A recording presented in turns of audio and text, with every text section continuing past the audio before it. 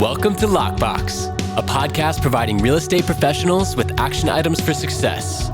My name is Jeffrey Broger, and I'm going to be your host. I'm the founder of two real estate marketing and tech companies, STEEZY.Digital and Realtor.io.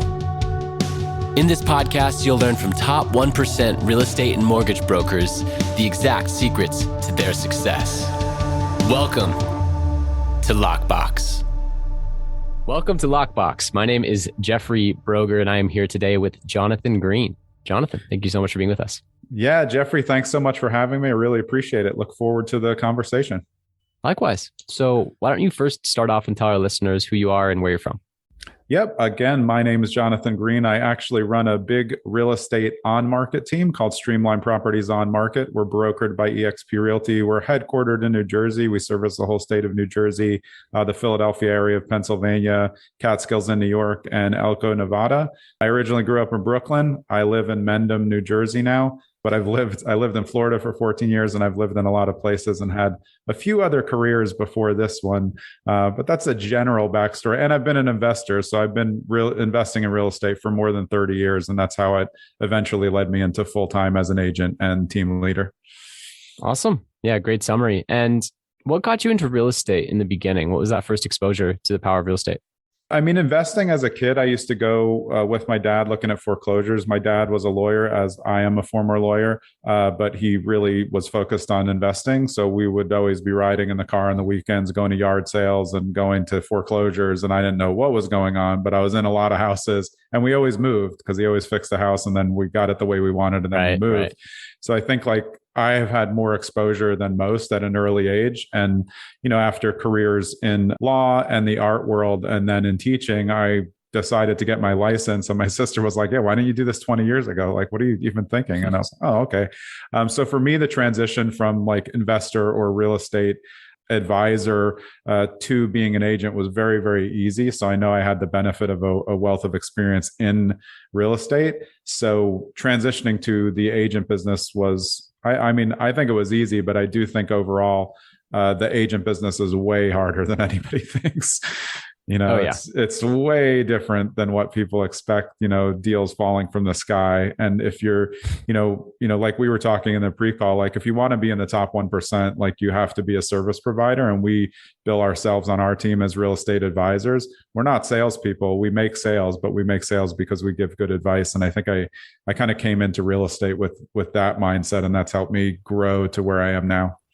Excellent. Yes, I couldn't agree more that from the outside looking in, real estate seems like everyone drives a nice car and it's really easy to make a lot of money. So, I'm going to get into that. I'm going to go do that. That's why also most agents by far don't make it through their first year or two in the business, because they don't realize how much work it really is. And if you don't partner with a good team, get some good fundamentals and support, then you're just out there on your own trying to reinvent the wheel and try and go sell some real estate. And by the way, we've heard it 1,000 times, still true. It's these people's most important asset in 99% of cases. So, to come in inexperienced, not get the mentorship and support from a team, it's a dangerous thing to do for people. So we see it all the time. And you know what? I'll admit it. I'll be vulnerable here. I have been an investor for over 10 years, and I have owned a real estate digital marketing company. I got my license within the last year. And then going into the commercial world, getting mentorship and realizing, my gosh, this is not a part-time thing. Exactly. I can't spend an hour and a half a day making phone calls and try and build up this team around me, and that's it. I really need to be able to go drive out to properties, go actually meet with sellers, go actually have conversations throughout the day at different times of the day, not just like this regimented part-time thing that even with my organization skills and my sales ability, I still couldn't make it work in that regard. And so it really is if you're going to do this, partner with a good team and be ready to go full-time and really do this for a year, pretty much without getting paid for that first year, because it's going to take a while to get the ball rolling. Yeah, I couldn't agree more. I mean, I have 31 agents on my team now. We do allow some part-timers, but for 2023, we're phasing out part-time as giving them leads. We will allow them to be showing assistants. But what we found is something that you touched on before. Most real estate transactions are the biggest sole transaction and asset of somebody's life. So why would they entrust it to someone who has their foot half in the business? If you have a nice car, you don't take it to the guy who has like a rinky dink shop. You want to make sure, and I'm not saying you always take it to the dealer because they're going to crush you on the fees, but you take it to someone who's an expert. So what I'm trying to train my agents to do, and what I think is the kind of the bane of existence in the business and why real estate agents have a bad name, we're trying to train them to be experts, expert advisors, and know the market better than anyone. And I tell them every day, I can train you to know more than every single agent in your marketplace in 30 days if you just do what I say, and it'll only take 5 to 10 minutes a day. And it's whether you're willing to do that. Like you said, you have to do way more than that. It's not just that, but you can appear to be an expert based on your knowledge, but most people aren't going to do the work. And most people get into the business thinking it's going to be easy. Like you said, it's not a part-time thing. And I think the most important thing that you can find, like for anyone out there who's looking for an agent or agent looking for a team or how to upgrade their business, you have to treat it like a business, not a job. If you treat it like a job, everybody knows it, and they know you're just looking for the commission. We don't have commission breath. We want to nurture the relationships and get to the end. And that's what full-time business people do. And we can take that to an industry that maybe is looked at a different way and change the landscape and then create. And I think when you do that, you're in marketing, you do that when you have that type of reputation, you can market less because people are coming to you because you have systems, processes, back end services, and the professionalism that maybe you don't get across real estate. And I think that's where we're succeeding now. Sure. Yeah. There's a cumulative effect to success in a market. And, many real estate professionals see the top 1% in their market that have this 20-year momentum, and they're benefiting from the decade or two of brand awareness advertising they've done, as well as the goodwill they built within the community, within their sphere, and they're continuing to nurture that. However, it is still important to continue marketing because most people forget the real estate professional they worked with 4 years ago when they're ready to buy or sell again. Of course. And if you haven't made any touches since then, they're going to do what over 80% of people do, which is work with the first agent they meet when they're ready. Yep. So you definitely have to keep in touch with them and stay in front of them. Everybody knows 10 real estate agents. They just may choose a bad one. With fortunes in the follow-up, everybody says it. We want to nurture. Our nurture isn't just to get clients to close. Our nurture is how can we help them after they close, because then they're going to call us later. But we want to be advisors. So that means we're going to line you up with contractors, whatever you need. You need a house cleaner, you need a home organizer, whatever you want. We're going to take care of it. And we're always going to set those touches just to make sure we call or email, text everybody on the 1-year anniversary. Obviously a lot before.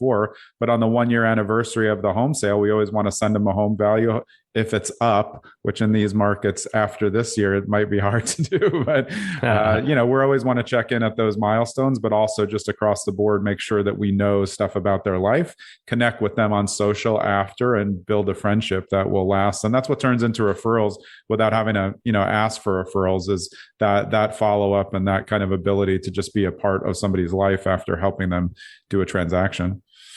Yeah, no, makes total sense. And to give my listeners context, because most of my listeners are real estate professionals, how many transactions did your team do last year? And then what advice would you give to real estate mortgage brokers who want to break into that next level? Yeah. So, last year was our first full year with this team. I have had another team at a different brokerage. So we did 142 deals last year.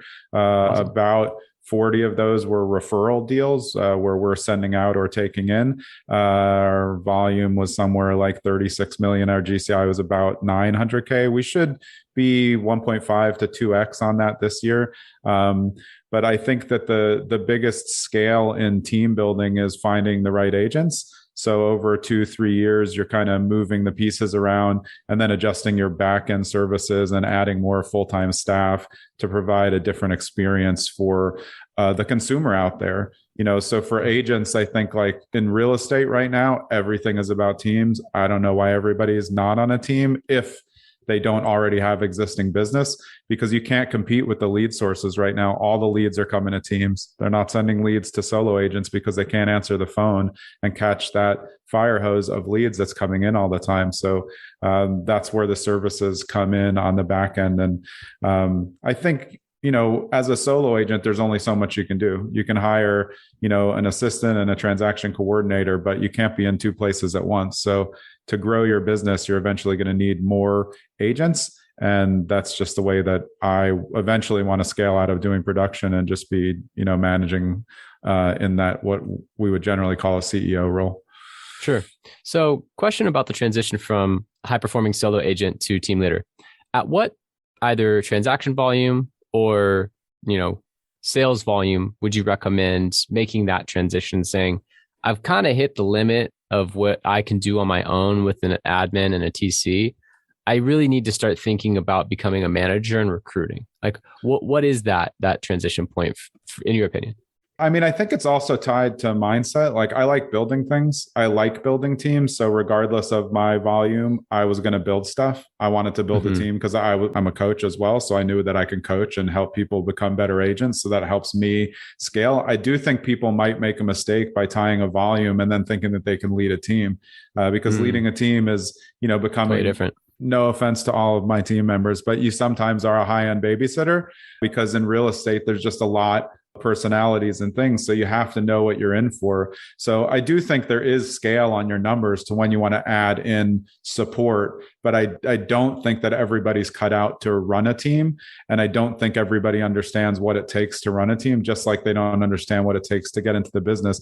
If you're going to just make a team and expect everyone to do everything and not coach them and train them every day, you're not going to be a successful team. We train 1 hour a day coaching every single day in masterminds, and there's tons and tons of chats and everything. We have hundreds and hundreds of videos that our agents can watch when they're new, when they come on. We have onboarding procedures. We have team success manager, team growth manager. So I do think, when you're doing more than about 20 transactions a year, you're probably starting to run yourself a little bit thin. But again, I think that there are people who don't want to manage a team. And at that point, you're just kind of getting agents who can help you. Maybe you have a showing assistant and you're going to pay them a different way. But running a team is a whole different beast. And I don't think, not just qualified by volume. Yeah, I couldn't agree more. My experience with running a team comes from my sales experience at Cutco. And right out of high school, they had a very linear path. So that's why I asked that question, because I think it could be unclear in real estate. When should I, start to look at doing a team? When do I have enough experience to do that and make that decision? Or if I want to just continue being more of a solo agent. And Cutco is a 70-plus-year-old company. So they had their sales, recruiting, everything dialed. I mean, it was so clear, the path. Like, okay, at this point in career sales, you get this bump in commission. Right. All the way up. And then at that time, it was 30,000 in career sales. You become a field sales manager. And now you have the choice. You either become what's called a Cutco sales professional. You continue selling on your own and you're at the highest commission rate, or you begin down the assistant management path and see if you like doing more of a management role. And for me, I could sell and I could build relationships. I could keep in touch. I could make the phone calls. But I found that when I took the management role and was communicating with my team members, inspiring them to do something that they never knew they were capable of, and helping to hold them accountable to what they said in the beginning when they were interviewing, sitting across the desk from me, and just holding them accountable to the best version of themselves that they portrayed in that interview, not just 6 months later when they're burnt out and not performing. Yeah. I said, when I was able to make those connections, drive the whole ship and generate 100 sales rather than one, because I spent that hour, on a demo rather than spend that hour with the team, I found it so much more fulfilling and impactful. Yeah. So since then, I've really chosen more of that management style of role, but it's not for everyone. It really isn't. I know guys that 10 years ago, when I was in that, went the Cutco sales professional route, and they're making hundreds of thousands of dollars a year, multiple six figures selling knives in the Cutco sales professional role. Yeah. So they went a different route, but it resonated with them. I think it's important what you mentioned. And that's why I wanted to elaborate on that there is a split in personality, and it requires a different personality to be the sales professional as opposed to the manager. I completely agree. And I think that, what you said is important. For me, there's one of me. I think as a real estate agent, I'm very, very good, in the top tier. But what if I could train 30 agents at a time to be miniature versions of me and then put their own spin on it? then I can create 30x what I would just by myself, like you said. So, and I like coaching. I was a standalone coach, and obviously I coach my team all the time. But I think that you have to, I like building things. I like the idea of building a team and making scale. And the truth is, I do like the money that you can make from real estate, but I much prefer the idea in my head that I'm trying to raise the bar in real estate by training agents to be in the top tier of ethical behavior and professionalism. And if we can do that, like you said, we'll still market, but we're marketing off accomplishments, and we're not having to spend as much on outbound marketing to say, hey, work with us, because we're full up. So we have lead sources that are pouring leads in and referrals coming in all the time. So we're just trying to be the best at it. And I think, to your point, how we got on this part is, I can do that best by training my agents to be the best, and then bringing people under me who can help me train them to be the best, and identifying when someone needs to come out of production and go into a management role, which is something that we just did, because they're going to help me, they're going to help the team, and they're going to enjoy it better, just like you did when you're out of all the sales and helping other people make the sales. That's right. Absolutely. So moving on to your entrepreneurial habits, what is the single most important action you take on a daily basis that attributes most to your success? I mean, I think it's kind of twofold. One's for real estate and one's for the mindset. For me, it's been meditation. I mean, I'm at like 1,700 days consecutive of, between now, I'm always do 30 minutes a day for about the last 2 or 3 years. But that all started however many, 5 years ago or so. But it's just the activity that's the first thing I do every day when I wake up. I do it. I get out of bed or in bed, and I just do 3 different meditations: Headspace, Calm, and Peloton. And then that just sets the tone for the day. And I think because I was a trial attorney, I like to fight, for a better word. I was used to negotiating and fighting, but in order to do that in real estate, I can't use the same principles. I need to be calm going into anything. And to run my team, I need to be calm. To do real estate deals that fall apart all the time, I need to be calm. And meditation's a thing that just sets the day for me.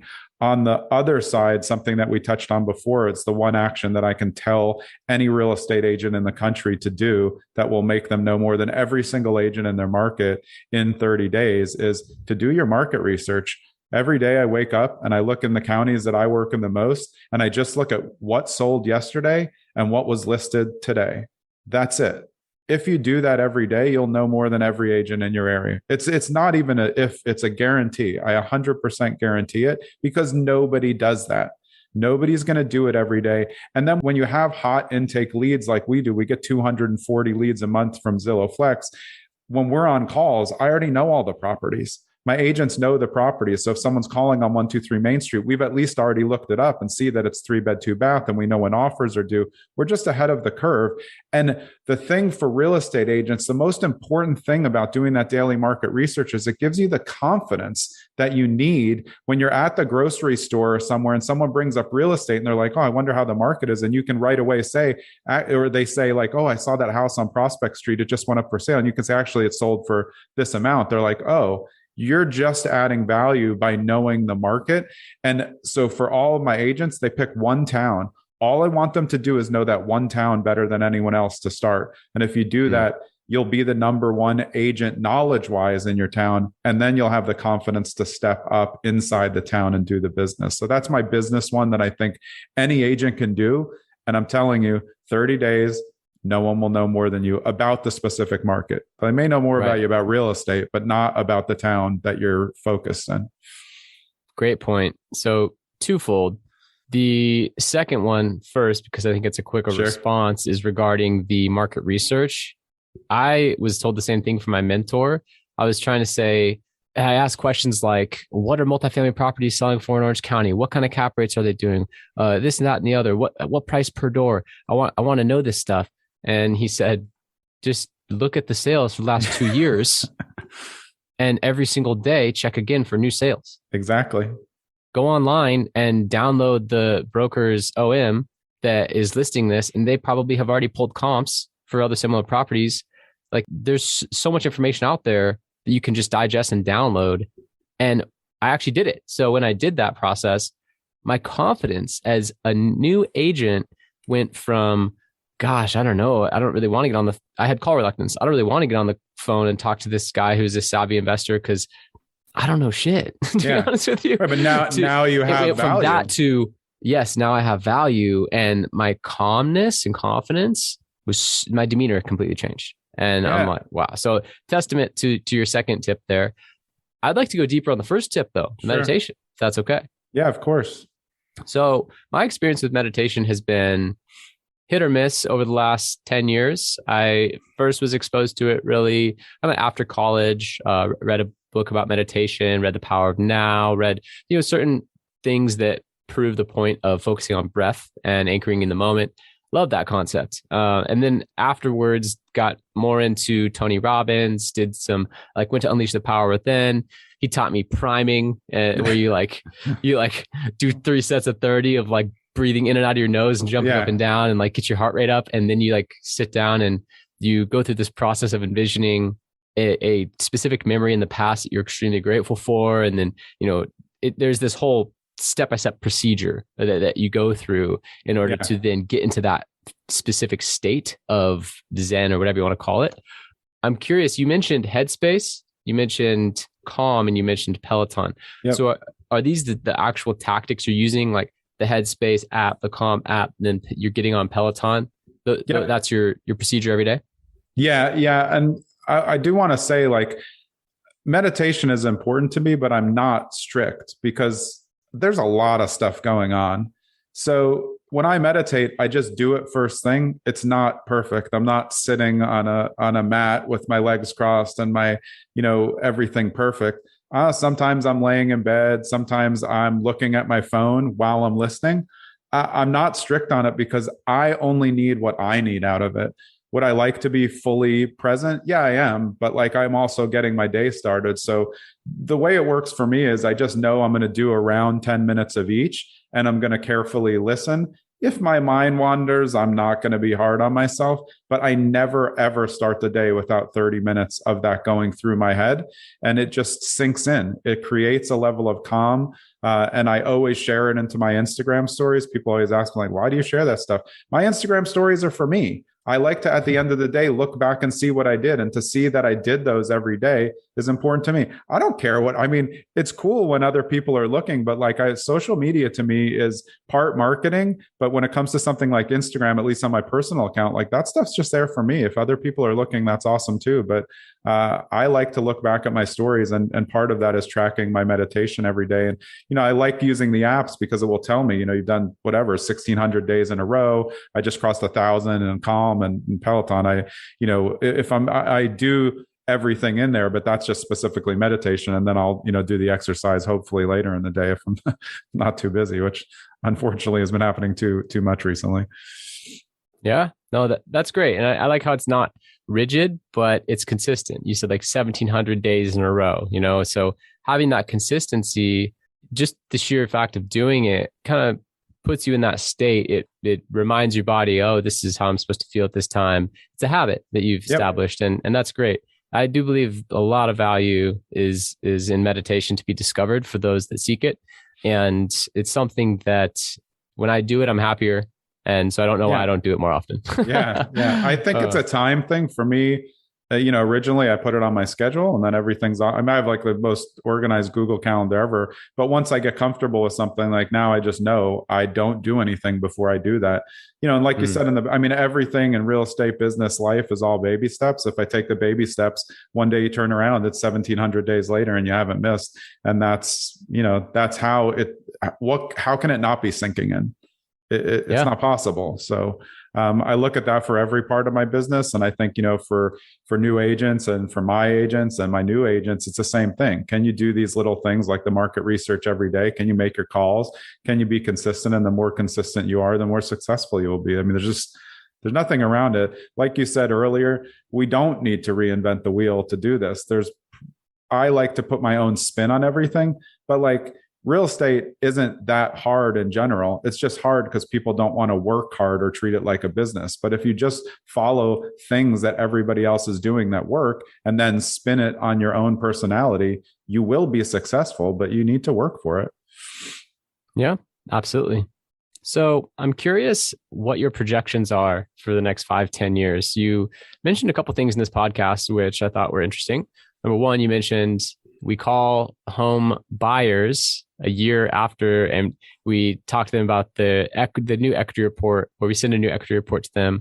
But in today's market, that might not be there, that they've increased in equity, which is one thing that you're alluding to there. But then the other thing you mentioned also is this shift towards the team environment and away from the brokerage environment.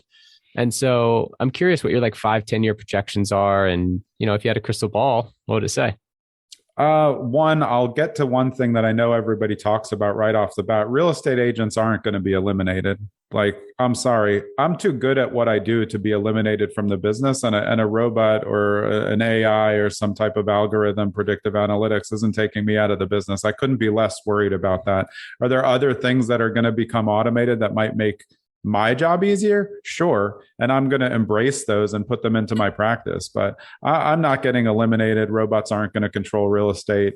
I just don't think that's the way it's going to go. I do think, from one of your points, everything to me in real estate now is scaling towards a team model. Teams make way more money than brokerages per person. Brokerages don't make very much money per person. Brokerages provide an umbrella for us with big teams, so we don't have to pay E&O and have offices and, pay the extra things. But, my team branding is out there ahead of my brokerage. Not to say there's nothing negative about my brokerage. It's just that I'm doing all the work. My team's the value. The brokerage is there in the background to give me support services, but we have all the support services. So for real estate agents, I don't know why, if any real estate agents who's new, the only reason they don't go on a team is because they don't want a double split. They don't want to split with the brokerage and split with the team. And then it's the same question every time to a new agent. Well, how many deals have you done? 0. How many leads do you have coming in? 0. Great. Well, your first split of 0 is going to be 0. Or you can have, this many deals and coaching coming in, and you'll probably make 10 times the amount because it's going to be against 0. So I see that going. I do think there's going to be, I wouldn't say a housing bubble, and I don't think there's going to be a gigantic downturn. But I think because people have been buying so high the last 2 years, there's definitely going to be some equity reduction, and people who, if they have to sell, because of job transfer in about a year, could be a problem in some markets. One of our main markets in Montclair, New Jersey, that thing's just topped out. I mean, things are going $200,000, $300,000, $400,000, $600,000 over asking, and people are waiving appraisal. So just imagine this scenario. Say you waive appraisal on buying a property, you buy it for $1 million, it appraises for 800, you waived appraisal, so you have to give 200K back. And then the market doesn't go anywhere. And then the market just takes a regular, dip, and then your regular value is 800. But you just lost 200,000 in cash that you put in, and now you want to refi out, but you paid $1 million. So now your refi value is 800, and you lose another 200, and you already burnt the cash. So I mean, as advisors, we're trying not to tell people to waive appraisal. You're going to be in a problem later. Some markets are sustainable. I mean, obviously in California, some of those markets, nothing's going to go down, but you just have to be careful in markets that aren't, for us, built on the trains, or they're outward, or you're overpaying in an area where you just bought the highest price point in the entire town ever. It's not a good sign. It's just not, it's not. I don't think there's going to be a big boom or anything, but I think that my job in real estate, running a team, training agents, and helping buyers, sellers, investors, is to go with whatever the market's going to go with. I can only be guessing, but if it takes a downturn, then I'm going to adjust around that. If it goes up like it has the last 2 years, we have to adjust around that and try to figure out how we can help our buyers wins without, fleecing their whole life to just get an offer accepted. Sure. Yeah, makes a lot of sense. And I have a similar sentiment where you can only pay 200, 300, 400K over asking an appraisal for so long. It's not a sustainable market. And it's just a lot of interesting tailwinds. I think we could talk about that forever, but moving on, I think that what you said is very valid. And moving on to, some of your team structure today, I'm curious, What's your number one most profitable lead generation source? Oh, it's not even close. It's Zillow Flex. I mean, Flex is an additional product from Zillow built for big teams. We call it the fire hose. And, I told all my agents, like, I heard it's a fire hose for my friends. So you need to be ready. And like, there's way more water coming out than we thought. I mean, I only have 31 agents and not all of them are full time. And we're getting 240 leads a month. Average price point is 600K. So, just processing all the leads and answering all the calls is a challenge. But I've always had a good relationship with Zillow. I know people crash them all the time, but like, look, their job is to give me the best leads. The leads are great, so I don't have any complaints. It's a referral percentage model when you're in Flex, so I don't have to pay monthly. If I was paying monthly for the amount of leads, I'd be paying like $60,000 a month. So how can I complain about paying, whatever the percentage is when we close? Like, I'm lucky to have those leads. So we do have plenty of other lead source. We're very good with inside referrals and agent sphere business. But I mean, if you have a team and you're getting 240 leads a month, you're doing pretty well. And, the more agents we add, the more we can upgrade that. It also helps that we cover the whole state of New Jersey. So we're pretty much covered in all the counties. But that's why we're recruiting in all the counties to make sure we have enough to make sure we can answer all the calls when they come. Awesome. Yeah, that makes total sense. And, that's another benefit of having a larger team that can handle that. Even from a digital marketing standpoint, me running leads to someone, if it's one agent, it's totally different than me running leads to a top 1% team where they have a hotline that they transfer to the agent via, they either forward the cell phone or hand off an iPhone that goes around the brokerage, and it's always picked up. It's always picked up 24/7, right? And so having that type of coverage is so key with leads, because no matter how good the lead is, when leads are inquiring online, they expect instant response. Absolutely. That's the thing that agents who've been in the business longer don't get. We're not dealing with the same buyers that we used to. They want information at their fingertips, and they want an expert who they can talk to. It's why we win on the phone and why we're going to be able to close more, is because if they're doing their market research and then they get to us and we know the property or we've shown the property, we actually have videos. All my agents, if they go show a property like on their own or they're doing a preview, they take a video, they put it in our work chat so that if somebody else comes in on a lead source on the same one, we can just send them the video. So at least they have a preview. I mean, like, you can't get better service than that. But you're right. I mean, we have to know that they want extra services, and that's what we want to provide. We want to do the things that nobody else does, but also perform as advisors in a way that nobody else does. I love telling people no, just because they're used to everyone saying yes. Like, I want to buy this house. Okay, let's write a contract. Instead, you'll hear from me, why would you? It's as is. You have an FHA loan. Like, you're not buying this house. It's a terrible idea. One, you can't do it. But why would you buy as is? You're a first-time home buyer. They don't get that because a lot of agents have commission breath. So we're always trying to back it off. And, I tell people, like, it's okay to say no to clients. They can't force us to make an offer that I'm not comfortable making. And I say no to writing offers all the time. I'm not sending low balls for fun. If there's 10 offers on a property and somebody wants to offer asking price, I'm not sending it. I already talked to the listing agent. There's 10 offers above asking price. So why would you force me? You don't value my time if you want me to send that in just to prove your point. So, and I think the more you show yourself as an expert, the more respect you get. Will you lose some clients? Sure. But not sure we're going to be chasing the ones that we lost because they don't like our expertise in the business. That's right. Yeah, absolutely. And it is a bit of a pattern interrupt when you say no. Absolutely. Right? That's a great point. It is. Everyone's used to yes. And they're used to, isn't this deal great? In my investing circles, like on Bigger Pockets and all the other places, they call me the deal killer because I always say it's a terrible deal. And I've made so many friends from someone coming to me on an investment and saying, hey, look at this. I'm so excited about this. I'm like, if you do this deal, I'm going to punch you in the face. It's the stupidest deal I've ever seen. You're just excited to invest, but you're not actually looking at the deal. It's horrible. Like, there's nothing good about it. And then they're like, oh, everybody's excited about real estate, but sometimes you have to get them back to reality before they make a big mistake, because those are the people you're not getting referrals if you send someone into a property that immediately falls apart when they get in because you're trying to rush them through home inspection. So I think we're on the same page with this stuff. Yeah, no, that's awesome.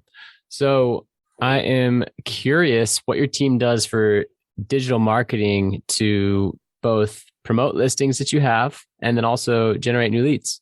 Yeah, I mean, so I used to spend $500 a month on Facebook, ads all the time, and then we scrapped that. I think that our footprint on social is so good now that now we finally gotten to the level where the leads just come. We don't have to pay extra. I'm not running ads on Instagram. I just create a lot of content.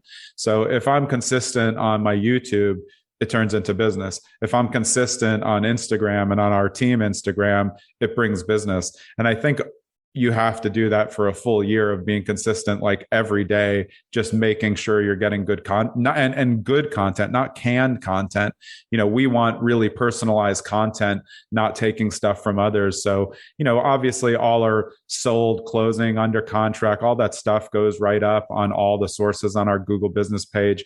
But I really think that we've transitioned out of overspending what we did before and just creating content that will be evergreen for life on a lot of our YouTube stuff. And I think that's the thing that we're focused on now, because it's real. When your volume of transaction goes up, then your social feed has to keep up with it. And that becomes very hard before you hire, social media manager or marketing manager. And we have used marketing companies before. It's just at some point you get to a level where you either need to let them take the full reins or you can do the marketing for free and get it. But I found lots of value in marketing companies that I've worked with before. It's just, I'm also really good at it. So I think it's always going to be something that I bring back into the business when our volume is so high. But for now, we're just using unpaid scaling social, I would call it, because we're good at social. Yeah, makes total sense. So I'm curious if you have any types of tactics that help you when you're feeling overwhelmed or unfocused that help get you back on track and get you back into implementation? Absolutely. It's the aimless walking for me is the key to everything. I mean, if you look at some of the biggest creatives of all time, writers specifically, they literally just walk for hours a day. So if I'm feeling like I'm really at the top, like I need a break, I just go outside, walk my dog. I'm going to try to get in at least 20 minutes. The more I walk, the clearer my head becomes.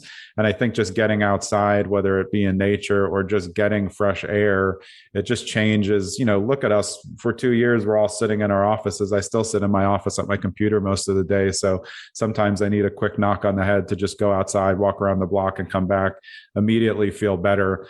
I mean, I know when I see people, I always want to say like, yeah, just go around the block. I mean, I think you'll feel a little better. Because work can be stressful in all areas. And I think that's just a reminder to, just get outside and breathe a little bit, similar to meditation. This is like the walking kind, Could not agree more. Yeah. I've gotten into such a habit of it that I now know I need to go for a walk. Yeah, exactly. Yeah. I heard a personal development talk years ago, talked about, the Deloitte building in Chicago and how, imagine what the energy is at 2 or 3 o'clock after most of those people have gone to lunch, maybe gotten a deep dish pizza. Yeah. And it's 2, 3 p.m. And, what do you think the energy level is from 0 being asleep and 10 being completely ecstatic and euphoric? Yeah, probably like a 2, right? Yeah. What if they all went on a 15-minute walk around the block? How do you think that they would feel when they came back? And how do you think the energy would be in that building? And in the whole audience is like 10, 8, 7, right? Yeah. Like, it has a good effect on your focus, your energy. And Tony Robbins talks about this. It's your physiology. Like that's a big part. It's part of the triad, he calls it. It's like, what are you focusing on? What's the language that you're using to talk to yourself and to others? And then what's your physical heart rate, your physiology, your current mood? And all of that helps to create your current state. So what a simple thing to be able to instantly say, I want to go for a walk and change my physiology. Instantly, that then has a pulling effect on the others where you might be in a negative headspace or overwhelmed or unfocused. Bam, go for a walk, clear the head. Yeah, great tip. Love that. And I appreciate unconsciously do it. Yeah, so it's great. Yeah, absolutely. So, is there a question that I should have asked you or anything that you'd like to expand upon from earlier? No, I would just say, real estate to me is mindset. I mean, most business is mindset. And if you're not ready to work on yourself, you're not going to be ready to work on your business. So I spent a lot of years doing business and just kind of like getting in, like you said, like this is how you get to aimless walks. You get so into what you're doing that you forget to take the time out. But I think taking care of yourself, both physically and mentally, is more important now than ever. It's just, you can't always be good. And if you're not good, you're not going to be good at doing sales or working with clients. So for my agents on my team or my friends, if I see them struggling, like you need to take a break. The reason that we have a team, we can take care of anything. If somebody needs a mental health break, I'm all for it. And I think you really have to be more open about where you're at mentally these days, because you're just not going to be at your best. And we want everybody to be at their best because we want the clients to get the best service. And if somebody needs a little time out and we can replace them with someone else just for the time being, we're happy to do that. So I just think that, when people think about real estate, they think sales, sales, sales. But when you're running a team and managing agents who you care about and managing clients who you care about, sometimes clients need a timeout. They lose 5 offers. You just have to tell them, like, let's just take 1 weekend off. If there's something perfect, I'll send it to you. But like, I feel like you're annoyed. So let's just give a little breather, just like a walk around the block. Sometimes they need a week off just to reset their expectations. Yeah, great point. This is a relationship business. Wouldn't you agree? Absolutely. I think it's only a relationship business. The sales come because of the relationships that you build. And if you build relationships, the sales never stop because people come to you because you have the built-in relationships. And that's how referrals work without you having to go chase them. Exactly. And in a relationship, it's important to have autonomy. You cannot take care of the other while not taking care of yourself. It's a basic relationship principle. You need to take care of yourself before you can take care of the other. When you get on any plane in the world, they say, put the mask on yourself before helping children or others, right? Of course. Same concept. So yeah, I like how your team can rotate, fill in, and how you even called it a mental health break or mental health, like just go, right? Like just take it off. And the client aspect of that, I think, is a really astute point as well.